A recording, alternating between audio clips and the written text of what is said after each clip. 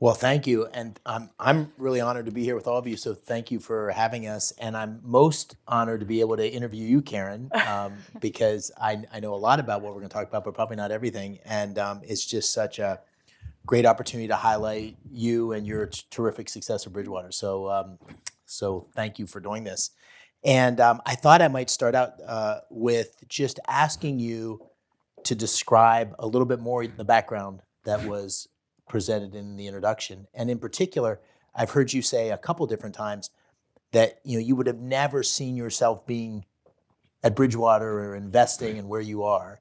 And so from where you started to where you are today, what was the path and how did you get here? First, thank you all so much for being here. Thank you to Claire for having me, and thank you, David, for interviewing.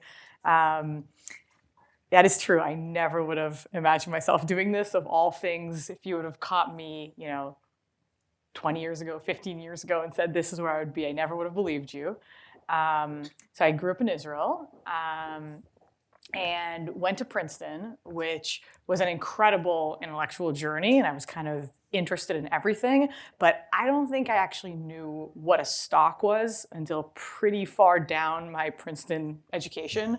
It just wasn't something that came up. It wasn't something I grew up around. It wasn't something I didn't know any people who invested in stocks. I definitely couldn't have explained to you what a bond was. And I knew I was really interested in the world and how things worked. And I had an incredible thesis advisor, Danny Kahneman, who wrote Thinking Fast and Slow. And he was really instrumental in basically saying, the only path you've ever seen and known is going to be a university professor. It's what my parents had done. And you should not just go run after that. He was very humble in saying that he got incredibly lucky having the success that he has had. And I should kind of look around and see what's in the world. And so I was looking around and seeing what was out there, but my honest thought was I'd probably work for a few years and still go back and go down the sort of academic path. And initially, I actually did what I think everybody at the time, if you didn't know what you were interested in, but you were interested in kind of how the world worked and everything, you looked at consulting. That seemed like kind of the natural thing to look at. And I did that for a summer, and it was fine, and I wasn't so excited about it. And then I came across Bridgewater almost randomly. Bridgewater was on campus at Princeton. And what spoke to me about the firm kind of from the first minute, I actually remember being at the information session, which tend to be kind of corporate, kind of buttoned up events, was I said, well, these people, I don't know what exactly they do, but they seem really, really into it and really excited about it. And whatever they're doing, it didn't seem like they're trying to please some other client or person. It seemed like they were doing it for themselves. So I said, that seems like a firm I should go talk to. But I came to Bridgewater, and one of the really incredible things I think Bridgewater does is the investment in the first year. All new investment people basically get 1 year of class. I basically couldn't believe I was being paid to sit and take class. I mean, it was sort of like I came out of this incredible intellectual journey coming from a more, rigid high school to Princeton where I could kind of learn everything. And I thought if I could go through one half of that intellectual journey again, that would have been worth it. And in your first year, you really sit and learn learn the basics. There's no assumptions that you know anything going in. And I think it was actually helpful for me that I didn't come into it with my life dream being investing, because I was really taking it as it comes and just wanting to see what's coming at me and get excited. And I just got more and more excited about the content through the years. And to me, investing, while I never would have been able to say I want to be an investor, it brought together so much of what I was already passionate about. It was a really practical application of kind of how the world really worked, how economies really worked, what really mattered, and kind of changing the face of society and the world. And it felt like it filled a hole of things that I had thought I'd learned about. I felt like I didn't understand them at all without really understanding the financial aspect. So I just found myself getting more and more excited about the content and more excited about the mission. And then more and more excited about what I'd say the biggest differences with academia, which is being able to have a mission with a whole bunch of people. It's almost the opposite of the job of sitting alone in a room and writing a book that others might read. You're with other people, you're on a mission together, you're all working towards one thing. And I just fell in love with that environment and didn't want to leave. And one of the things we've talked about is how much mentorship has mattered to you along the way. And in particular, if you could talk a little bit about how you were mentored along the way and coached in various ways, but you've also become someone who's like a key mentor for so many people And I've watched that evolution in the time that I've been at Bridgewater, where you've become the person that is a key touchstone for so many people at Bridgewater, men and women. Tell us about that, how you experienced it, and now how you pay it forward. Well, I think that the culture that Bridgewater has always had of what I would really call mentoring, meaning taking the time and whoever's sitting in front of you, thinking really hard about why are they thinking what they're thinking, what mistakes are they making, how can they be better, and then giving you opportunities to try the next thing or do the next challenge. I don't think I ever would have learned what I did or come nearly as far as I did without that. From day one, I mean, for me, my closest mentors have really been our three chief investment officers, Ray Dalio, Bob Prince, Greg Jensen. And I think all three of them could not care less who you are, where you're from, what background you have. They 100% look at what they're hearing, what the person is saying, and want to make you better. And that can be harsh at times because sometimes you get told that what you're thinking is really, really stupid and wrong.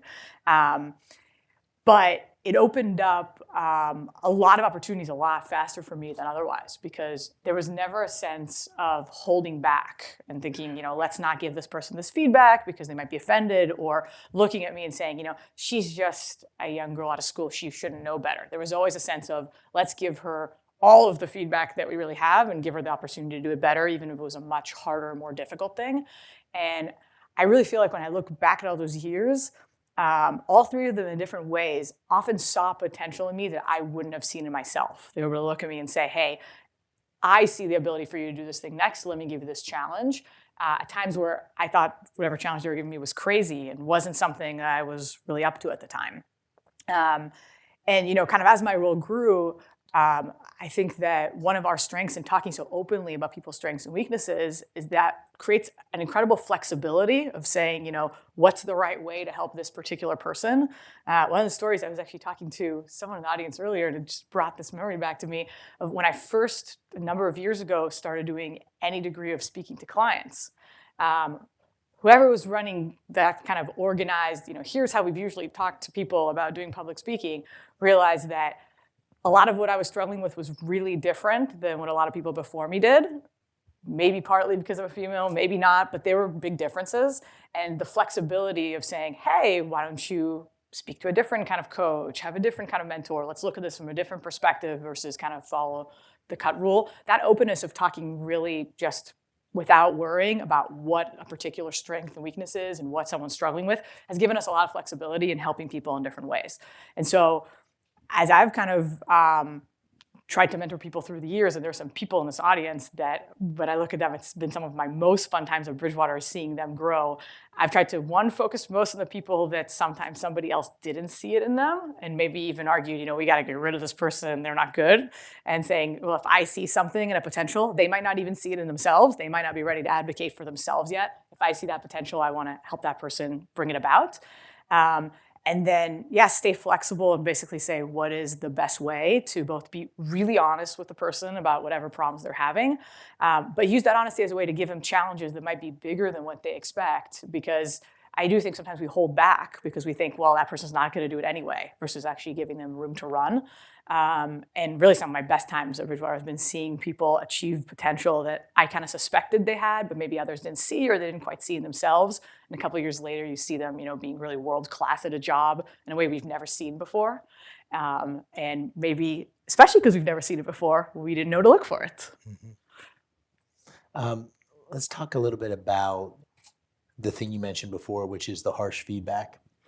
And the Bridgewater people in the audience know this is sort of part of the culture, which is a constancy of feedbacks, accurate feedback, positive and negative, and that's a real important part of the development. And we all get it, myself included. So if I look back in my 10 years, the big weakness I would have had, or the big challenge, was having equanimity and being able to listen to both sides of an argument and not jump to an opinion and sort of really digest it and try to understand. So not move too quickly and sort of maintain open-mindedness and balance. That's one of many things. But tell us about yours.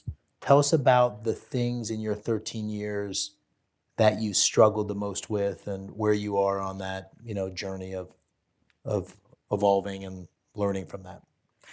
Well, it's funny.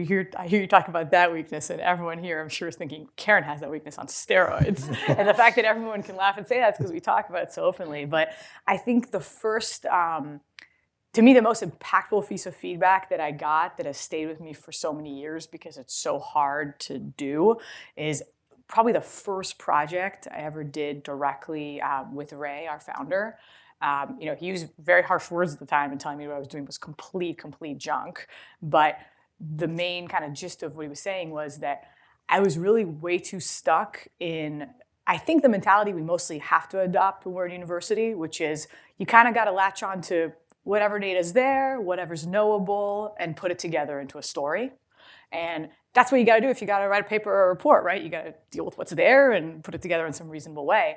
And he basically said, you will never succeed if you're not first thinking, what do I need? What is not there? What is actually the thing that I don't know and must find a way to answer? And sometimes the thing that you must find a way to answer is really hard to answer, but by saying that's the thing I really got to answer, you will find a way and you will cut through walls and whatnot, and you won't at least pretend you have an answer where it's just the best you had at that moment. And it's incredibly powerful advice that I think a person spends a lifetime trying to do, because it's not, we make a lot of shortcuts in life and we have to constantly just take the things we know and go with them. And so to me, it's a constant battle to say what is really important, and on those things, question all assumptions and remember that what you don't know is actually by far the most important thing, and it's easy to be fooled by the things that you already know and feel confident about. And that relates to the type of feedback you're given on, overconfidence, easy to jump to answers, not worrying enough about what you don't know and what's not coming easy, I think is really the driver of that. And to me, it was both really valuable to hear and something that it's going to be, for me, I think, a lifetime thing. It's something I'm always going to have to be paranoid and question my assumptions, and I'm sure I'm never going to do it well enough. But man, am I happy that I heard that. And having so many people around me that I trust, that have heard that we've talked about it, that we've been through it, actually makes it a lot easier for me now than 10 years ago. If I'm in a meeting, for someone to just say, hey, you're saying this, Karen, but this is exactly where you could be weak. You're relying too much on what we've already learned, and maybe that's not the most important question to answer. We got what we don't know. And I just look and say, I trust this person. We've talked about this. If they're seeing me do this, even into the moment, it feels like what I'm saying is so right. Mm-hmm. I could say, okay, we've actually talked about my weaknesses and they're probably right, and I should pause and kind of reassess where I am.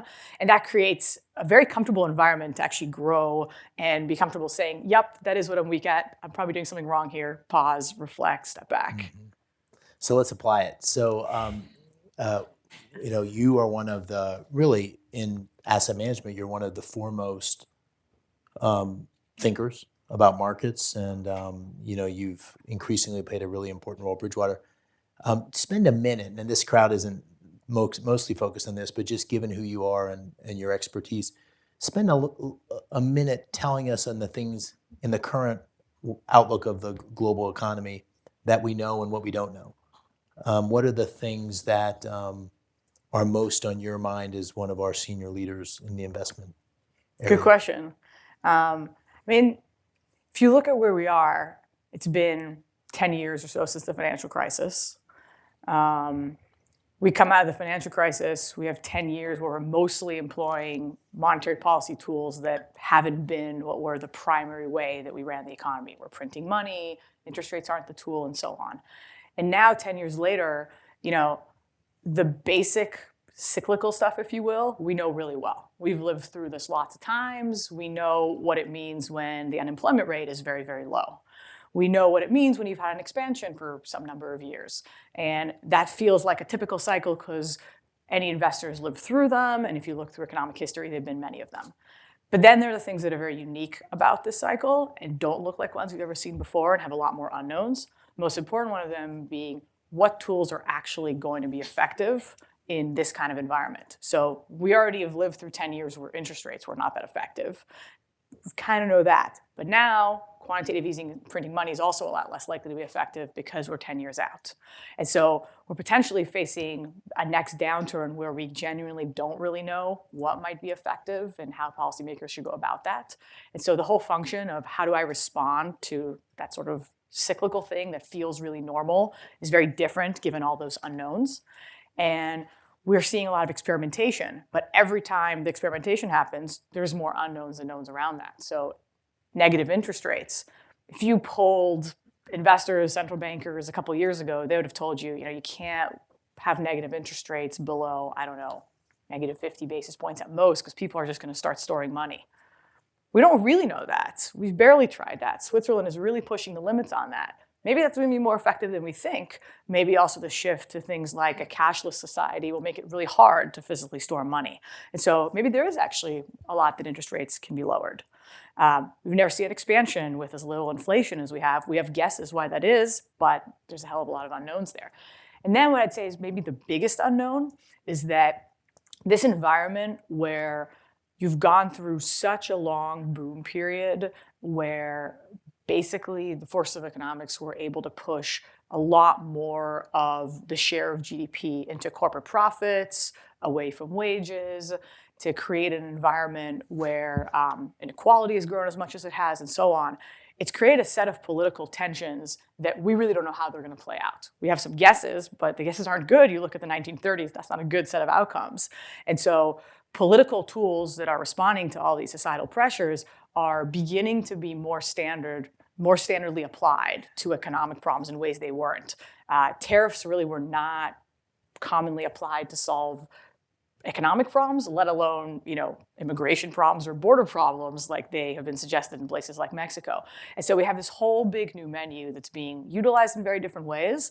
And we're looking at a time where this cycle we're really familiar with might play out in very, very different ways. And that really speaks to a lot of what our research priorities have been, which is look at all these unknowns, study anywhere where we're getting any clues about what are different policies being used, like in a place like China, which has always employed very, very different policy tools, in the 1930s, and other cases of tension that is political, in cases where I've already seen a lot of political outcomes like Brexit, and try to learn as much as you can, knowing that there's still a lot more unknowns than knowns about how an environment that is in such a different place secularly might play out going forward.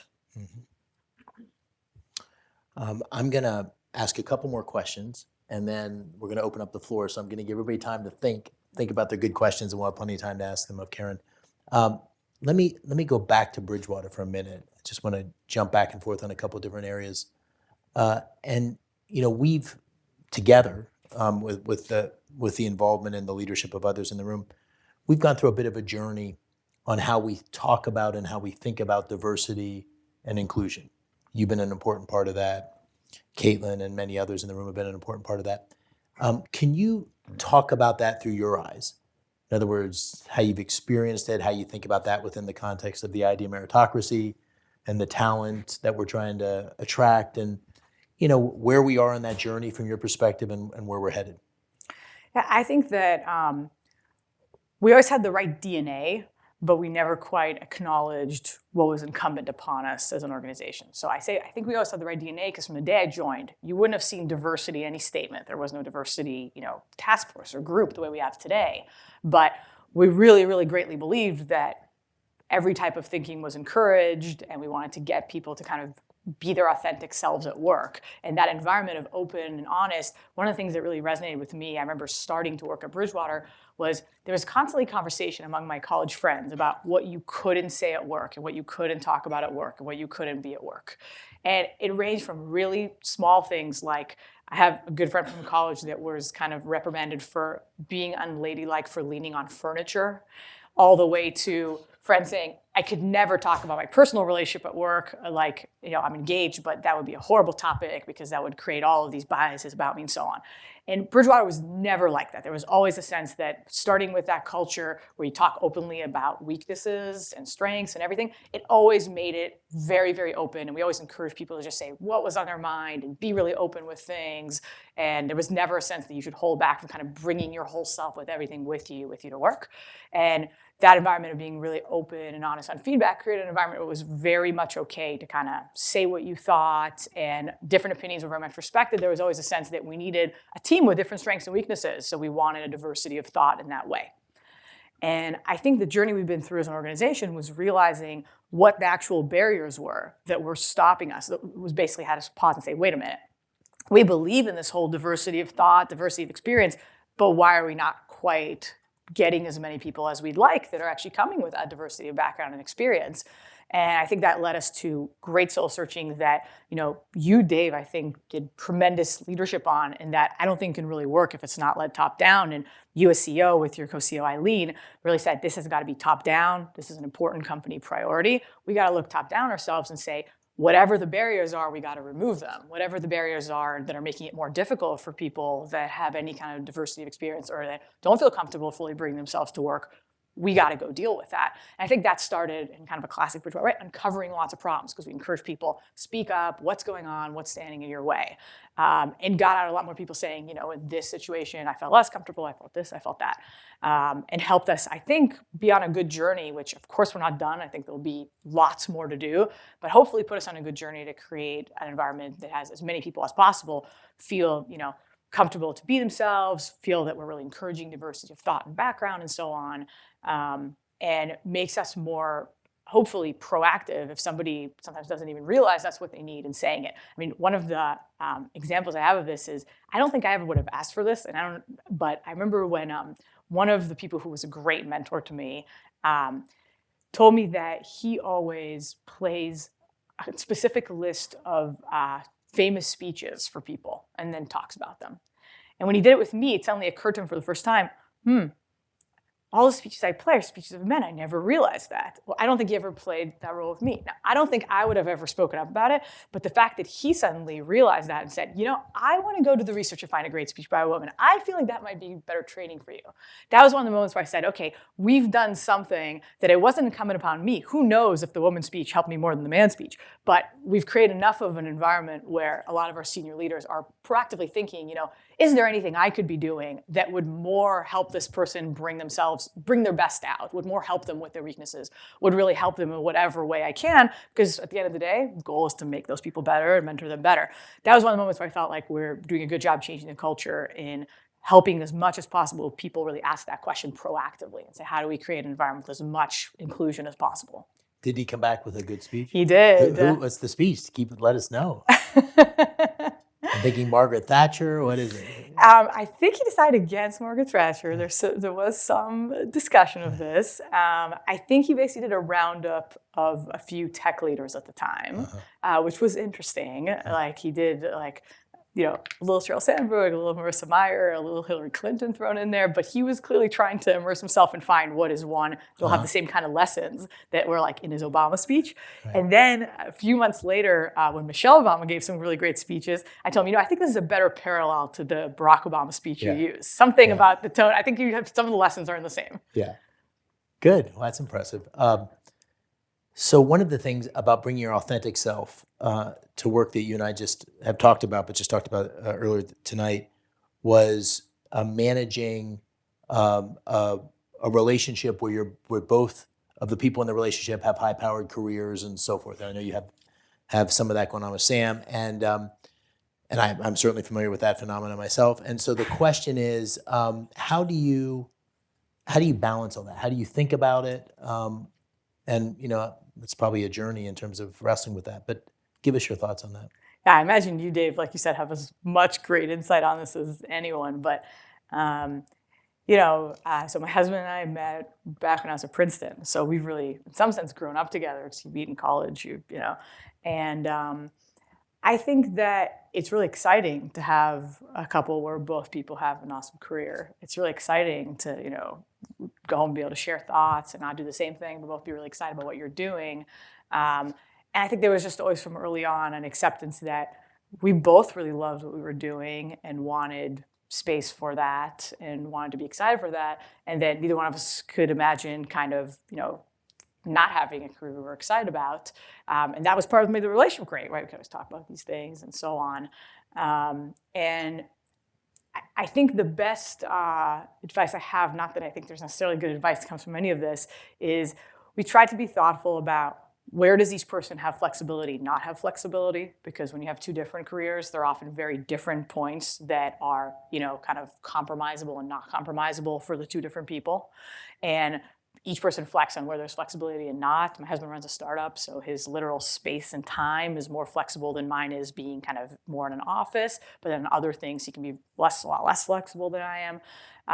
And what does the other person really, really care about? And try to get both people to get as much as they can of the things they really care about. Because you can't both ask for everything.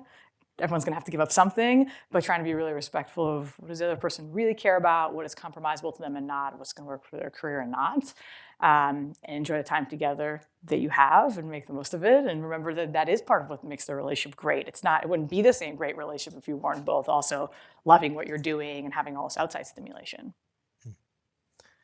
It's probably easy for people, particularly people that are earlier in their career, to sit and look at you and, sort of say, you've got it all figured out. You've had you're on a great trajectory. You've had a phenomenal, 13 years and have done unbelievably well. Just let me finish with two questions that I hope you'll go into. One, what would be the advice you'd have for people in their careers as they're thinking about, the next 10 years? And everybody in the room's at different stages, but what drawing from your experience, what advice do you have? That's the first thing. And the second thing is maybe ask you to be a little bit vulnerable on what are you most worried about? Because, my experience has been when people look at you up here and they think you've figured it all out, you're thinking to yourself, I haven't figured it all out. And there's a million things that you're probably concerned about and worried about. Can you talk about both of those things? Sure. On the advice, I think my biggest advice will be, it's cliche in some ways, but you need to ask questions even when you think they're stupid questions and put yourself out there. Because I think that it's very, very hard to learn if you're in your own head and scared of asking questions. And I've seen this with very, very talented people, that they come in and they don't want to sound stupid. And they feel like doing well is this big part of their vision for themselves. And so they couldn't bear people to think they're not amazing at what they're doing because you've dreamed your whole life of getting to where you are. And that means you hold back and you don't want to sound stupid in any situation. And you think, when I really, really know what's going on, I'll ask a question. But then the opposite can happen, which is you find yourself a few months later and now you can't ask that question anymore because now it's a really stupid question. Like, where have you been these last 2 months? How did you not figure this out yet? So it can kind of snowball to the point where like your level of knowledge actually gets where it needs to be, and you're not actually kind of growing and learning, and it becomes a lot less fun for you, and you're a lot less likely to keep being successful. And it's a lot better to put yourself out there and put yourself at risk early on and just ask what you don't understand and say what you're wrestling with. Even if in the moment some people do think that you sound stupid and do kind of look at you funny, the payoff through time is much higher because your learning just becomes a lot better through that process. And I find that when people come to me for advice, thinking that their jobs aren't working for them, the most common thing I see is just that the person's become disengaged with the job in some way. They've kind of given up on that or themselves. And that often comes back to earlier on, I didn't want to put myself out there. I didn't want to sound stupid and so on.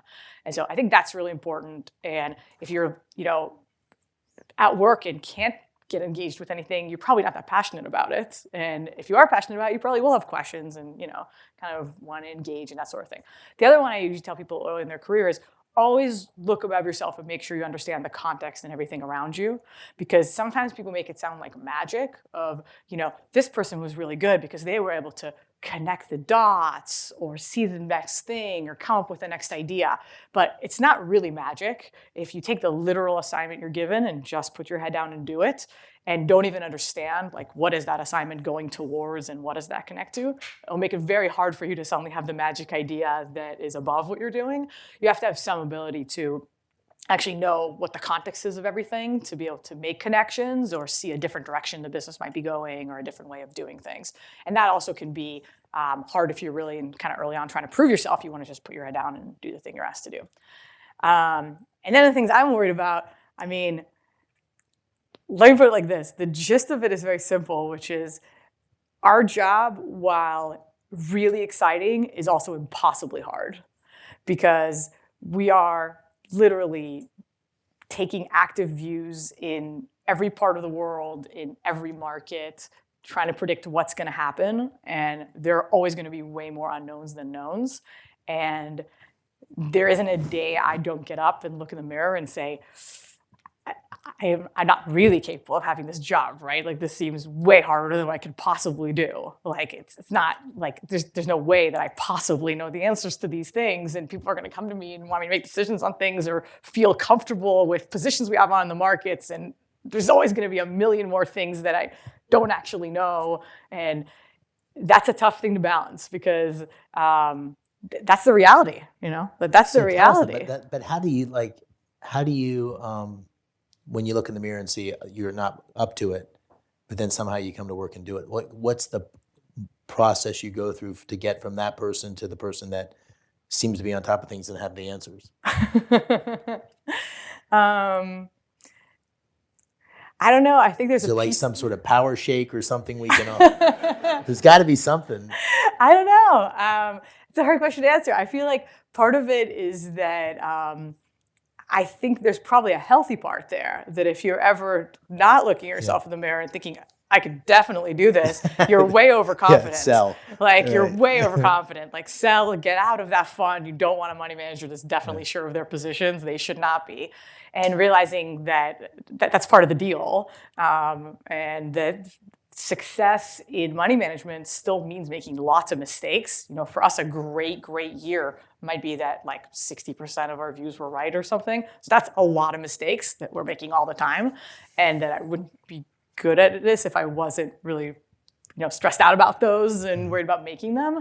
And then I think the other piece, honestly, is I really love what I'm doing. And so at some level, there's the concern about, oh my God, I can't really do this job. But then on the other hand, you go in, you love it, you enjoy what you're doing, you want to immerse yourself. And then I think the third thing is, I think the team really helps. I think that I fell in love with doing this with a team for a reason, which is, when I look at the model of either writing a book on your own or even being a PM on your own completely without a team, I think, wow, that's a lot more lonely. And we have something really incredible, which is that incredible burden that I'm carrying. I feel like there's a lot of people who shoulder it with me. I'm looking around some of them, and they also are coming in every day worried, not sure what we're doing is right, asking questions, and we're kind of in it together trying to get the right answer. More eyes looking for problems is sure better than just mine. That's great. I think that's a good point to end this part of the conversation on. Thank you.